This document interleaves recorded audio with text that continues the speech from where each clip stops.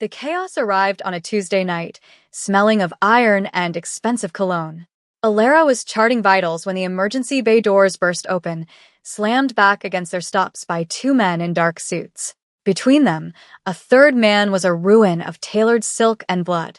His head was down, dark hair plastered to his forehead with sweat, but it was the stillness in his shoulders that caught her attention. It was the posture of a predator, even when wounded.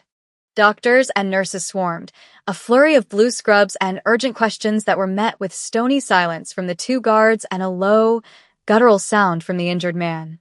Alara moved toward the controlled pandemonium, her movements economical, her mind already triaging. Gunshot wounds, at least two. Possible collapsed lung.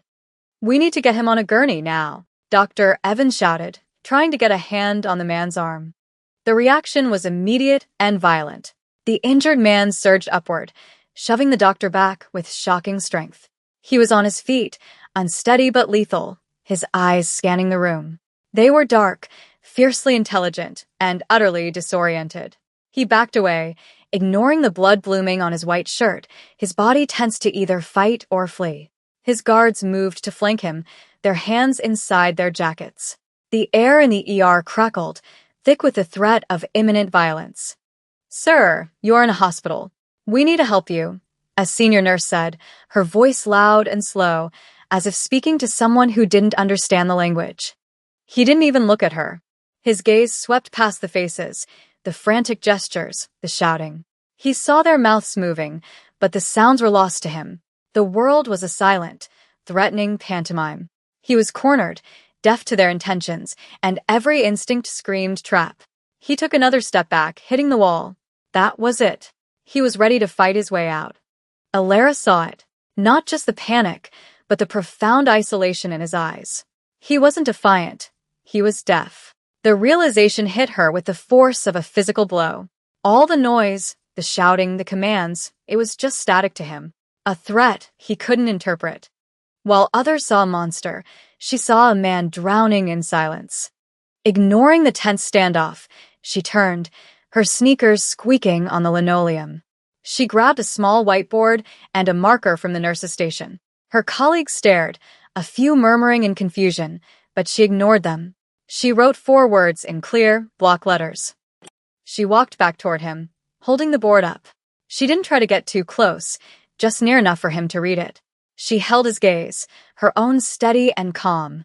His eyes, sharp as obsidian chips, dropped from her face to the board. "You are safe now." For a long moment, nothing happened. The air was a held breath. Then, the tension in his shoulders eased by a fraction. A flicker of something other than raw fury crossed his face. He looked from the board back to her, a question in his eyes. Alara nodded once, a small, certain gesture. She kept her expression neutral, professional. She was a nurse. This was her patient. The fact that his suit probably cost more than her car was irrelevant. The fact that his guards looked like they killed people for a living was a problem for later. He watched her, his focus absolute. He was still a coiled spring, but he was listening with his eyes. Alara took a slow step forward. She pointed to herself, then mouthed the word. "Nurse," she then pointed to the empty gurney. His gaze followed her gesture. He was still wary, his body a testament to a life of violence, but the wild, cornered look was gone. It was replaced by a cold, assessing intelligence. He gave a nearly imperceptible nod to his men. They relaxed, but only just. He finally looked back at Alara, and with a deliberateness that sent a chill down her spine, he walked to the gurney and sat down. He never took his eyes off her. The entire emergency room seemed to exhale at once. Dr. Evans rushed forward again, but one of the guards put a firm hand on his chest. "She handles it," the man said, his voice a low rumble. He wasn't asking. And just like that, Alara's world tilted on its axis. She was no longer just a nurse on the night shift. She was the only thing standing between the most dangerous man she had ever seen and a bloodbath in the middle of her hospital. She had become his interpreter, his anchor in a silent, threatening world. What she didn't know yet was that she had also just become his possession. The hospital administration folded in under an hour. A private wing, previously closed for renovations, was suddenly opened. Security guards who were not on the hospital's payroll materialized in the hallways, their presence as quiet and absolute as stone. Kwon Jinwoo, as she learned his name was a man who did not ask for things. He reshaped reality to his will. Alara was now his private nurse. It wasn't a request. Her supervisor had explained it to her with a pale face and trembling hands, offering triple her salary and an indefinite leave of absence from her regular duties. It was an offer she couldn't refuse because the alternative was unthinkable. Jinwoo's room was less a hospital room and more a command center. Laptops hummed on a table, and his two primary guards, whom she learned were named Minjun and Seojun, stood sentinel by the door. Jinwoo himself was in the bed, stripped of his ruined suit and now in a simple black t-shirt and pants. The doctors had done their work, but he had refused any sedation, his control absolute even in pain. He watched her every move as she checked his foredrip. The silence in the room was heavier than the chaos of the ER had been. It was a weighted, tactical silence. She communicated with him through the whiteboard and, to her own surprise, a rusty, half-remembered version of the sign language she'd learned in a college elective. His responses were curt, written on a tablet he kept by his side. "Pain?" She signed, her movements hesitant. He watched her hands, his expression unreadable. He picked up his tablet and typed, "Tolerable." She nodded, making a note on his chart. She was all business, all professionalism. It was the only armor she had. She refused to think about the dragon tattoo that coiled around his neck, the tail of it disappearing beneath the collar of his shirt. She refused to think about the network of fine, silvery scars that mapped his knuckles. That night, she saw the crack in his armor. She had been sitting in the chair in the corner of the room, ostensibly reading a medical journal but really just trying to stay awake, when a sound from the bed drew her attention. It was a sharp, choked gasp. Jinwoo was sitting bolt upright, his eyes wide with a terror that was stark and primal. His hands were clenched in the sheets. He was breathing hard, his chest heaving. He wasn't seeing the hospital room. He was somewhere else, trapped in a memory. His gaze was unfocused, darting around as if searching for a threat he couldn't see or hear. This was more than a nightmare. It was a trauma response. The vulnerability she'd seen in the ER was back, magnified and raw. Without thinking, Alara was on her feet. She didn't touch him. She knew better. Instead, she moved into his line of sight and switched on the small bedside lamp, making sure the light wasn't too jarring. She held up her hands, palms open, a gesture of peace. She waited until his frantic eyes finally focused on her. "You are here," she signed slowly. "You are safe." He stared at her, his breathing still ragged. The terror slowly receded, replaced by a deep, hollow shame. He, Kwon Jinwoo, did not feel terror. He did not lose control.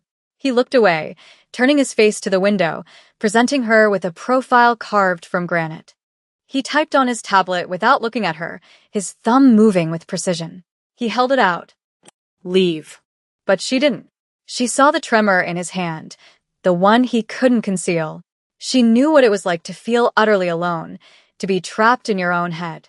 She walked over to the table and poured a glass of water, setting it on his bedside table.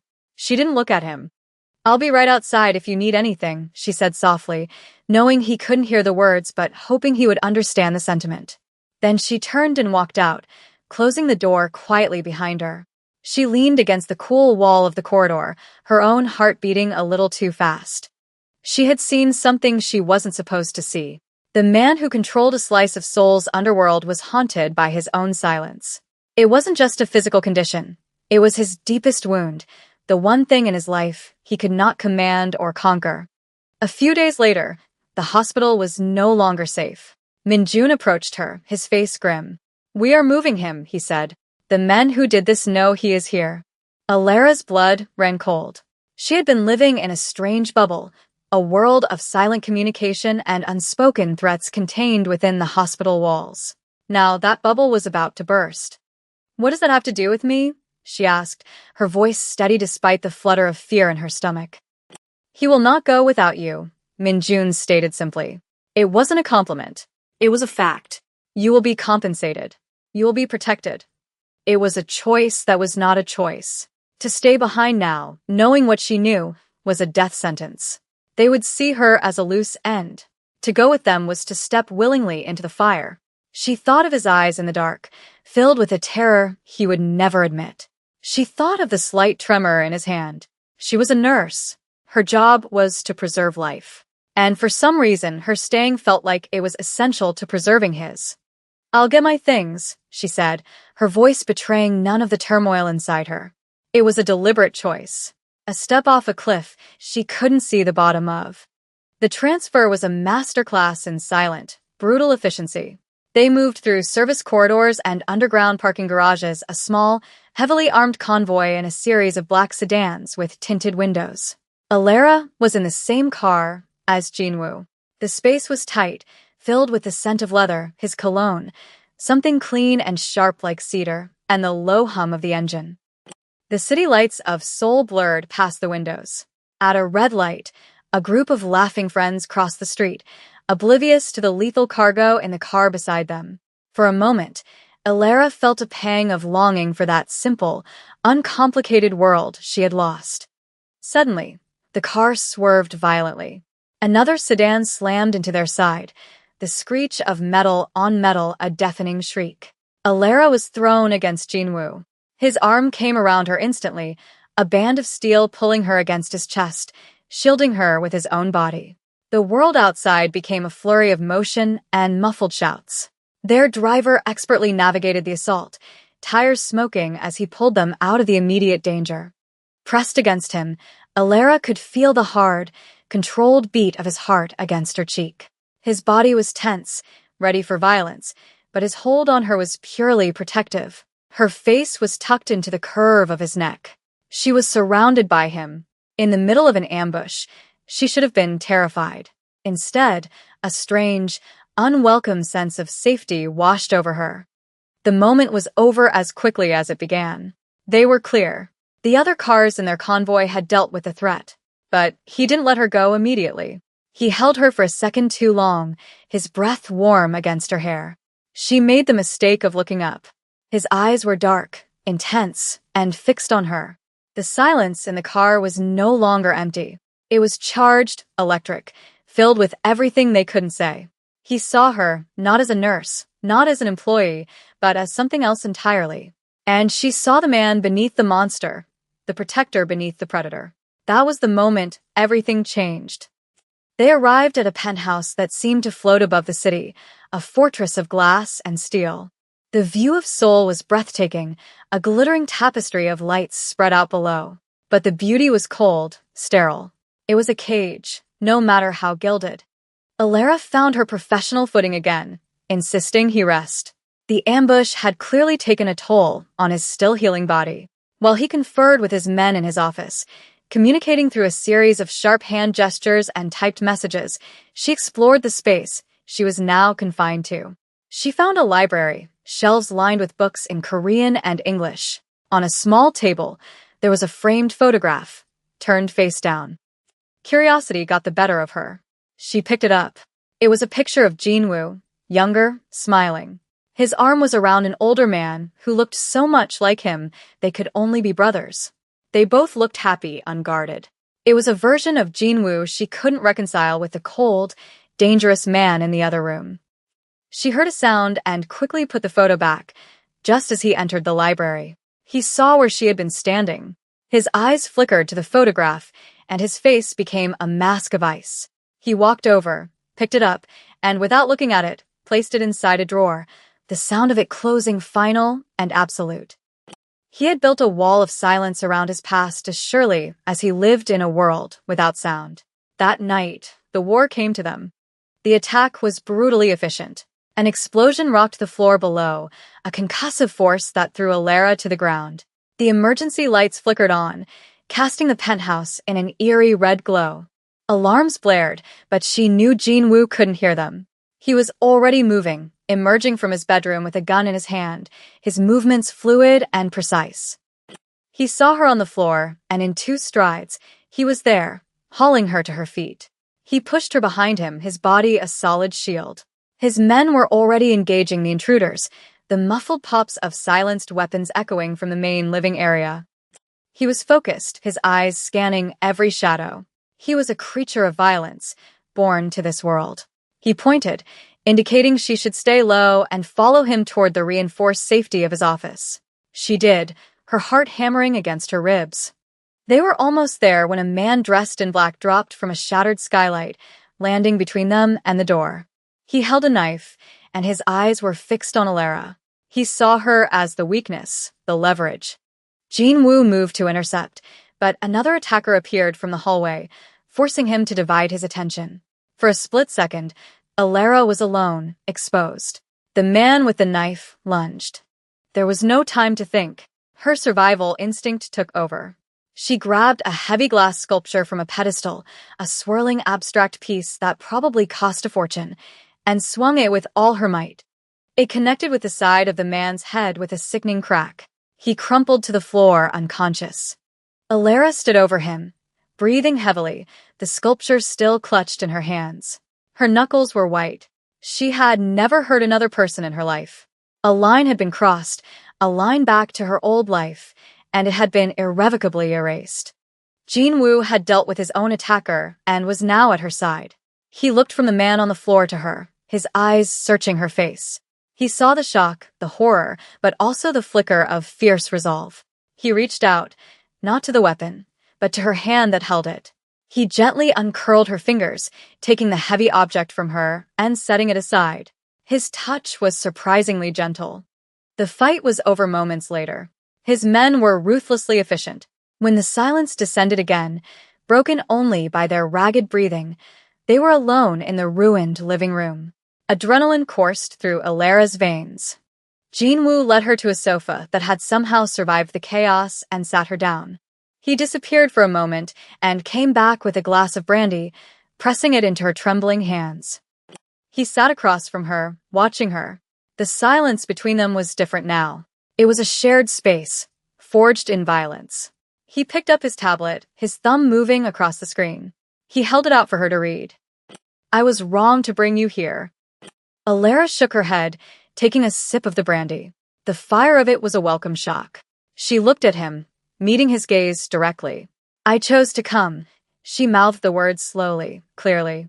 He watched her lips, then typed again. "You are not a part of this world. You should not have had to do that." "You saved me in the car," she mouthed back. "Now we're even." A ghost of a smile touched his lips, a fleeting, startlingly beautiful thing. It vanished as quickly as it appeared. He became serious again, his gaze intense. He typed one more message, his thumb hesitating for a moment before he finished. "In all the silence, you are the only thing I can hear." The words hit her harder than any bullet. It wasn't a confession of love. It was something deeper, more dangerous. It was an admission of a connection that defied logic. He was the most powerful man she had ever met, a king in a lethal, silent world. And she, a nurse from the night shift, had somehow become his only sound. She knew then that she was no longer his prisoner, or his employee. She was his, and in a way that terrified and thrilled her, he was hers. The rival boss, a man named Park, now knew he couldn't get to Jinwoo through force alone. So he decided to target his foundation. He targeted Alara. The final confrontation was not one of Jinwoo's choosing. He had planned a surgical strike to end Park for good, a plan that involved leaving Alara secured in a secondary, even safer location. She refused. "He knows about me," she argued, using a notepad they now kept for longer conversations. "He will come for me whether you are here or not. My only safety is with you," she paused, then added a line that was part logic, part bluff. "And I'm the only one who can tell if you're pushing yourself too far. You're not fully healed." He read her words, his jaw tight. He hated it, but she was right.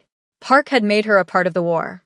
To leave her would be to leave a target undefended.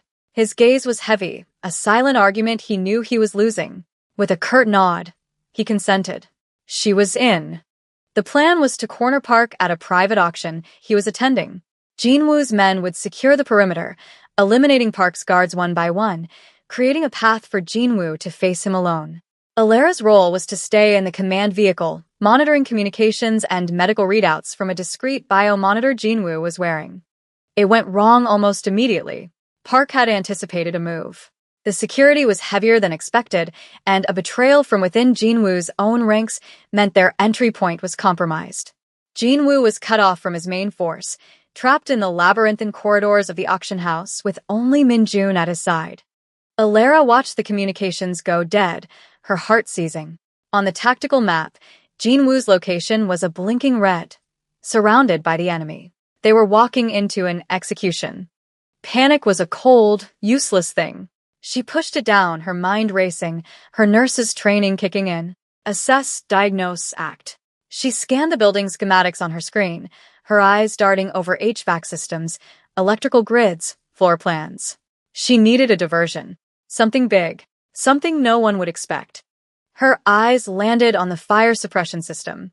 It was a halon gas system, designed to displace oxygen and extinguish a fire without water damage to the priceless art being auctioned. Displacing oxygen. That was it. She bypassed the local controls, her fingers flying across the keyboard of the tactical laptop. She found the manual override. It was a desperate, dangerous move. It wouldn't be lethal, not immediately, but it would cause chaos. It would rob the air of its fuel, making a prolonged firefight impossible. It would force everyone out. She initiated the sequence in the wing where Jinwoo was trapped. She watched the screen, her breath held. Inside, Jinwoo and Minjun were pinned down. The air suddenly grew thin, heavy. A low hiss started, and a thick, colorless gas began to pour from the vents. Their opponents started coughing, their movements becoming sluggish. Jinwoo, recognizing the tactic, knew he had only moments. He looked at Minjun, gave a sharp series of hand signals, and they moved, using the sudden confusion as their cover. It was the opening they needed. He broke through the compromised line, turning the ambush back on its architect. When he finally faced Park in the main gallery, the man was gasping, his face pale. Jinwoo moved through the thinning air like a wraith. The fight was short, brutal, and silent. He was the master of silence. Park never stood a chance. Back in the penthouse, the city lights seemed brighter, the silence softer. The war was over. Jinwoo stood by the floor-to-ceiling windows, his back to her. He had been standing there for a long time. Alara knew the cost of his victory. The man who had betrayed him had been a friend for years. The violence was over, but the wounds remained. She walked up behind him, stopping a few feet away. He turned, his face unreadable in the dim light. He had shed the violence of the evening like a second skin, but the weight of his world was still there in his shoulders. He raised his hands. Slowly, deliberately, he signed her name, Alara. Then, he touched his fingers to his chest, right over his heart. It wasn't a question or a statement. It was a fact, an acknowledgement. In his silent world, she was his heartbeat. She was the sound he could feel. Her old life was gone. She could never go back to charting vitals and calming anxious patients. She had crossed into his world and found she was not a visitor. She belonged there. The cost of this new life was her normalcy, her peace. The cost for him was letting someone pass the battlements he had spent a lifetime building. He was no longer just a king on a throne of silence. He was a man with something to lose. He held out his hand, not in a plea, but in an offering. A choice. Her future lay in that hand, a world of danger and devotion, of shadows and a fierce, silent light.